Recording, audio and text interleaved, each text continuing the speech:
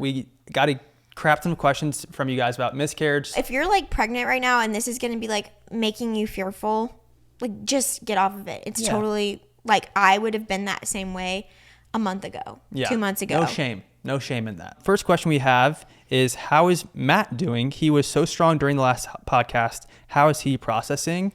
Okay, to be honest, I am on antidepressants, you guys, so I feel like that's really helped me. Like I wish I could take credit for, wow, I look so strong and I'm like really being tough. Like I saw a comment that was like, wow, he's being really like, you know, just there for Abby, and that was nice. But you have been. Well, thank you. I mean, I'm trying my best out here, but you know, I'm also like not perfect. There's definitely things that I could be doing better, but it's one of those things where I have been on antidepressants, and because I'm on those, like it really, I think it's helped me a lot. Yeah. And something else is that like when we were in the hospital, when all of this was happening, a lady came in to talk to us like about grief a little bit. And I feel like we were so in shock at that point that this is like the one thing I really remember her saying, because it was very helpful. And I saw this pattern in our own marriage. And like, as we were like processing everything that had happened, was that like moms tend to grieve immediately and grieve so hard. And like, I certainly did that and am doing that. And then gradually, once the mom is able to like maybe stop being so teary every day, get back into like a little bit more of a swing of things, like kind of just get back on her feet again, is usually when it starts to hit dad. And then, because dad's been taking all the hits, right? And like being strong, being the person to lean on. And that's exactly what you've done. Like you have fielded all of my grief and sadness as you're experiencing it yourself. But like, I feel like you've almost been like holding it together because I'm crumbling so much. And then now, as I'm getting on my feet again, I feel like it's starting to hit you more and more in waves. Yeah. And like now I feel like we can go through this together. Whereas before, if you would have like been like crumbling like me, I don't know what we would have done. I'll be honest too. It's like you had to fill in so many gaps for me because I was just a mess. I couldn't get off the couch. I was just sobbing all day, every day. And so like you had to be strong. You had to keep going for me. And like, I feel like you were just going on this adrenaline and like, I have all this responsibility. I have to do this. I have to do this. I have to do this. And that like, you couldn't even begin to start your own grieving journey. Exactly. I'll be honest, like that is exactly how it felt. Like, I think I've been allowing myself to really think about things. Like it almost was like my brain wouldn't let me think about it. Yeah. Like, yeah, I don't know. Like the more that I do think about it, the sadder I get. And I think obviously there can be an unhealthy way to do that where you like never allow yourself to grieve and you never process the emotions. But I think that like, for one, the antidepressants have helped me spread that processing time out. So it's not like a big wave at once and it just like overwhelms me. And then I can't work. I can't take care of my kids. Like, there's been days where I, had to fill a lot of different gaps just because like, I think it's more normal for women to like, especially with you carrying our baby for all of those months and then going through that, like it's just so overwhelming for you that like you just feel utterly hopeless. And so I think like that is something that happens. But yeah, for me, it has been more spread out. And then that allowed me to kind of keep things going, wake up with the boys, give them their breakfast, like, take them to school, whatever it needed to be. Yeah. Yeah. I feel like I like literally shirked off every responsibility onto you for so long that like you were like, okay, I have I have all these things to do, that it was like you were doing all these actions where it was like the emotions didn't even have room to come in. Yeah. Like fully until like maybe now it's like starting, Yeah. And I also think like something programmed in my brain since I was a kid was just to like not show emotion.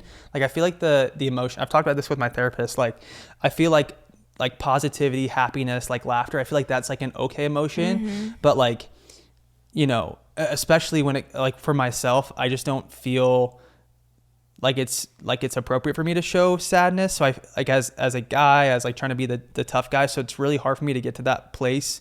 I don't know. Anyway, you've been such a rock for me and for Thank you. our family, and like you've taken on so much so that I've had this room to like process and grieve and heal how it felt appropriate. And yeah, couldn't have done it without you. Thank you. It's been weird. It's been weird though. Like the random times it just hits me and I'm like, oh, okay, whoa. Like it just like hits me of like just how effed up everything was and is, and just how sad it is. But it's just like, okay, like just like little moments of just like realizing that happened to us. This isn't like somebody else that this happened to, which is awful. This happened to me and my wife. Like that just gets me. Next question is, why aren't you calling your loss a stillbirth? This is coming from a stillbirth mama herself. That's very sweet of you to ask why. We are calling it a miscarriage because I think medically, if you look at the definition, like in the state of Arizona, miscarriage is up to 20 weeks. Stillbirth is past 20 weeks. And so it was 17 weeks when we found out the news. So very late miscarriage, you know, very similar process as someone going through a stillbirth goes through, because they have to deliver and labor, go through all that. It's honestly the same process of a stillbirth, but yeah, it's a weird thing. It's weird. Yeah. But that's why. I definitely relate to stillbirths. Yeah. Experiences. 100%. 100%. Yeah. What has been the most positive experience to come out of this terrible time? I mean, obviously feeling the community love and support has been incredible. So appreciated. It feels so, in a time that's like so like unmooring, like you feel so insecure, like anything can happen to you. It feels really anchoring to have, like, I would say we have like an army of people in person and not in person, like that love and support us and are rooting for us. And so that has been great. There have been other positivities. I feel like it's still hard for me to see that, like where I'm at right now. Like I feel like every once in a while when I think of something positive, we share it with each other, but it's not at the top of mind yet. We're still down in the dumps. So it's hard to like think of the positives, but certainly like our community has been such a light. What would you say? I would say, well, I can think of another positive too. I view life so differently now because of this. Like I've always would say that I view life in such a high regard and like babies as such a gift. And now I'm like, they're truly a miracle. Like every person, the fact that you're here is a miracle. And like, yeah. Yeah, I think for me, as weird as it is, it's like almost made me want to have more kids. Yeah. Just because I like recognize like how beautiful life is and how beautiful it is that we've been able to bring life into this world. And as awful as it is that we have been through a miscarriage after having two very successful, you know, great pregnancies, you know, everything. I think it's just like the positivity of family, the positivity of like my kid. I think another thing that's helped me in addition to antidepressants during this time has just been our kids. Like I've spent more time with our boys in the past couple of weeks, like percentage wise of my day than ever. Like I just spend so much time with the boys and we have a very deep bond, and that's been amazing. Like it's been so good just to have a relationship with them that I quite honestly was not expecting at all. Like the deeper I get into fatherhood, the more I understand why people rave about it so much, because it's just like they're my best friends. Like I love our kids so much. I love them. You're a really, really stellar dad. Like you're amazing. Thanks. And you can tell that you find so much purpose in your role as a dad. one more positive thing I could think of right now. I'll probably think of some more down the line once I'm not in this dark stage as much as we're describing it, is that like I have gained so much like more empathy and like perspective now. Sometimes I'm not very good at like sending gifts to people that are going through something, and so all the people sending us things has been made me want to. And next time I see someone that goes through something, I want to like reach out to them and get their address so I can send them an edible arrangement, or send them flowers, send them a gift card, something, you know. Yeah. Just people have done that for us, and it's been really nice. Yeah. Next question. Sorry if this is overstepping, but has the loss of your baby girl strengthened your marriage? We actually just talked about this in the car. Yes, it has. So that's anytime I feel like you go through a trial, like I think anytime in general in your marriage you're either moving closer together or further apart, it's really hard to just remain neutral. Yeah. But especially in a trial, I feel like you're going 2x speed. Like you're either going to run to each other at 2x speed or you're going to run apart at 2x speed. And like from the very beginning, like we just were like, we have to cling to one another through this. And that has, I couldn't have gone through this without you. Like literally, not even. It would have looked very, very differently if you hadn't been there for me in the way that you have. And so, I feel like I'm trauma bonded to you even more now. Trauma bonded. Love you. It's awesome. I mean, that's so dark. Great. Okay. How will you two as a couple be I cannot not speak. Memorializing your girl? I've lost 2 babies and don't know how. For us, I'm not going to get into the details because we want to keep a lot of things private, but there is a place that we plan to visit once a year to remember her, because it's where we have decided to place her remains. And so that place is going to be very special to us. And, every time we go, I think it'll just like, we'll think about that time, and it'll be sad and it'll be hard. But I think it'll also make it a conversation point with our boys so that they can understand what happened in an age-appropriate way as they get older. Yeah. We're like going to do a family activity. Yeah. It's that location every year. I mean, we have more things too, but that's like the main one that we're like, okay, that will be like an annual thing. Whereas like I have her on my necklace, like close to my heart. And so like, I feel like that's also a really good talking point, like as our kids, and like I can just touch it and remember her. Yeah. And show the boys. These are all my babies. All mommy's babies, which I saw you say that to, was it Augie and Griffin the other day?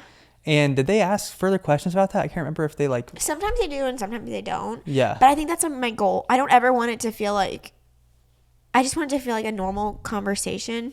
Yeah. And, that's like the main thing that we want to do for her. Next question. Would you recommend grief support groups? Did you do it? This is from someone that lost their son at 24 weeks. I'm so sorry. That's awful. Awful, awful, awful. I think grief support groups can be amazing. I think we haven't attended any specific groups. Our hospital has an event coming up because October actually is like infant loss, like pregnancy loss awareness month. Yeah. So there's like events at our hospital that we've like looked into, and then also grief support groups. I kind of like have created my own. Yeah, like, you really have. I mean, you have all these moms that you know. I think that is an amazing resource, and I would 1000%, even if you're like, I don't want to talk about this, I don't want to think about this, I want to avoid this at all costs. Like, I think that you will be shocked at like the fruit you see from those conversations. Like, it's also just like, think of it as a way to honor your baby that you lost. Like, keeping them in conversation keeps them alive in some degree, like their spirit alive in some degree. And so like, if you're like, don't think you're like, okay, I don't want to do this because like I don't need it. Think about it as a way of like also honoring your child. That's helped me too, because I'm like, oh my gosh, I feel like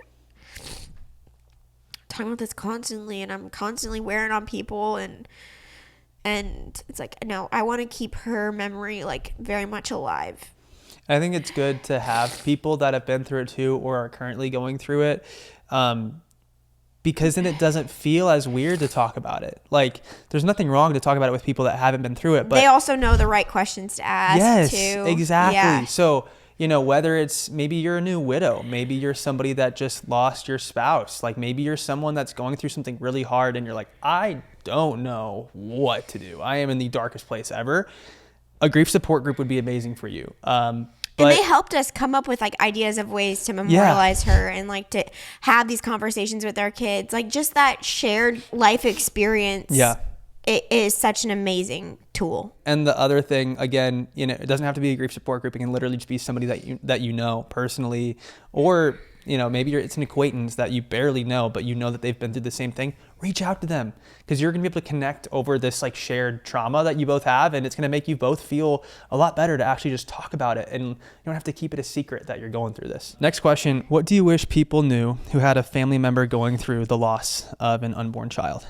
I think bring it up, because especially the nature of like miscarriage or stillborn, like you're already having like a certain complexity to your grief because you didn't get to like, you don't have memories to share with this person. You don't have like I feel like that's how like I honor people that I miss that have passed, is like, oh, you share memories. Yeah. Well, we don't have that. Like all we have is memories of the pregnancy, which feels like another degree distant, and no one even brings those up. And so I would just recommend like bring it up. It's scary too, and I totally have felt this way before, like where I'm like, oh, I don't want to make them sad by bringing this up. It's like, oh, they're already sad, by the way. Like this thing just happened. They're already sad. Abby, how are you handling other people's baby announcements, showers, etc.? I'm not on social media. You're not on social media, which is so wise, because when I scroll and I see those, it pisses me off. Really? But it's not like, it's not personal. Yeah, it's not personal. Like if that's you and you're posting that and you're like, I don't know if I should share it. No, share it. It's just like, I'm the problem. You're not the problem. It's something to be celebrated. Yes, it's something to be celebrated. And but yeah, I think it is tough. Yeah. It's like, I'm so happy. I'm so happy for all my friends that are pregnant. But I keep having this image in my head, like we were all running this race together, and then I just dropped out of this race, and I didn't want to. And I'm just like out of the race, and they're going to finish, and they're going to cross the finish line, and they're going to get to hold their babies. And it's just like, well, it's like I would want nothing different for them. It's a reminder of our loss. But you did nothing wrong. And that's like a hard thing.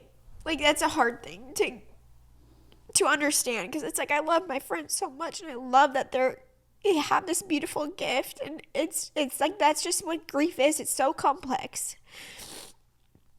But everyone has been so respectful and awesome. I remember thinking at the time of finding out I was pregnant, I was like, this is amazing. We're all pregnant together. We're all doing this together. And now, yeah, this image, it will not get out of my head of me just being like plucked out of this race. And like we all had different finish lines, and we all had different like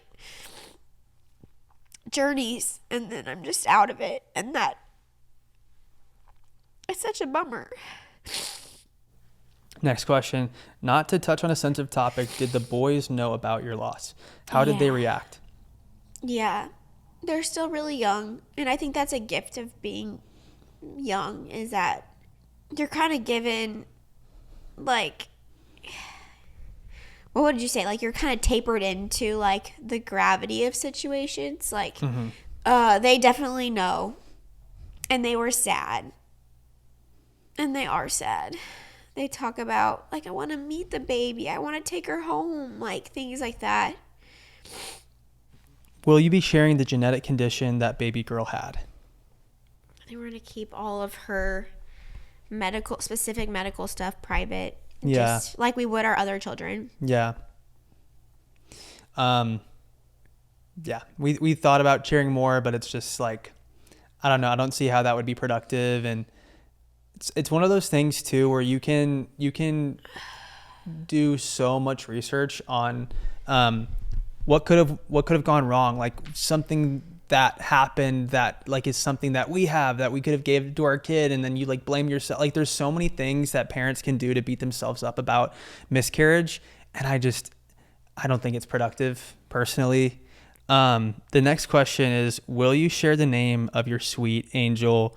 That's sweet of you to say that, but we've decided just to keep that private, something that we don't plan on sharing. And it was really just instinctual. Like Abby knew the name pretty much right away at the hospital, and it was just one of those things where we just decided, like you said it like right away. You're like, I don't know if I really want to tell the world our daughter's name. Yeah, but we say her name. Yeah.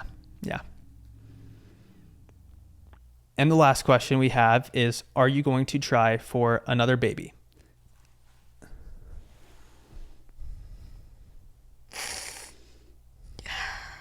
Sorry. Sometimes like a thought just like hits another way, and like even just the thought of like, I hate the phrase moving on. It doesn't really resonate with how I feel about that, because we'll never move on from this. Like this is something that I will always grieve, that I don't get to be the mother to her in the way that I had hoped so badly I could be. So I think I'll always feel that loss. I don't know. I really feel like I always feel that. I don't know. I'll let you know if one day it ever lets up. I anticipate this feeling changing, but I don't think I'll ever not miss her. And I'll never not grieve the fact that I don't get to be the mom to her that I really, really wish I could be. As far as like future babies, this isn't like the end for our like growing our family. Certainly I would say for me and for you, going forward feels more complex than scary. Really scary. I think the scariest part is like you hear about people that happens to again, and like when you hear about those stories, it's like, gosh, I wish that didn't exist. Like I wish there was like wish this was like a board game where like, okay, you got this bad card, so now you can't get another one of those for a while. You get a free pass on the next pregnancy, but like life doesn't work that way. So I think that's like really scary. It's always been like such an exciting thing for us, and we've like thought about trying for a baby. Like it's always been so exciting and light, and now I understand the gravity that holds so much more.